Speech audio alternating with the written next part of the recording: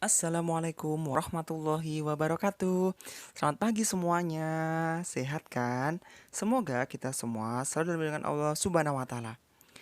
Sebelum kita mulai belajar, yuk kita baca basmalah bersama-sama. Bismillahirrahmanirrahim. Oke, hari ini kita akan belajar tentang SBDP dan yang akan kita pelajari hari ini dikhususkan kepada gambar cerita.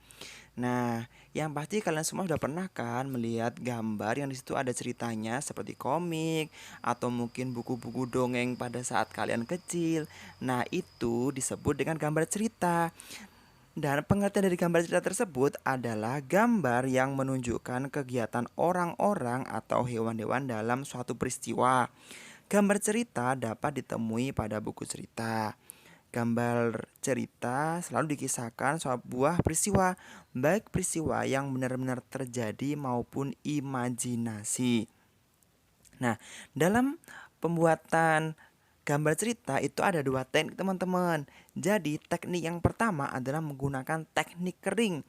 Jadi teknik kering itu menggambar cerita yang tidak memerlukan pengencer seperti air.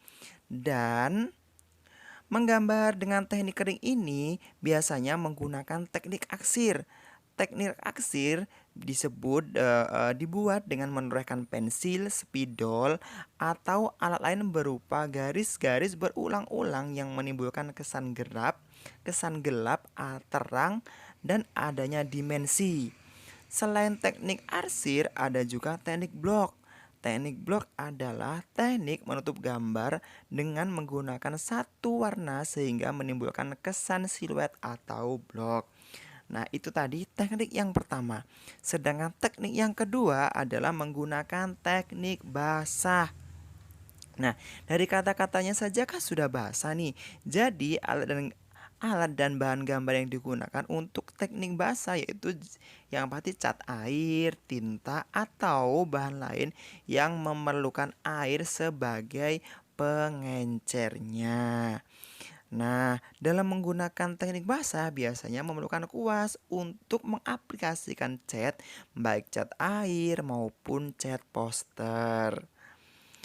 Nah, teman-teman, yang pasti dalam membuat gambar cerita, untuk memahami sebuah gambar, terdapat beberapa unsur yang harus dipelajari.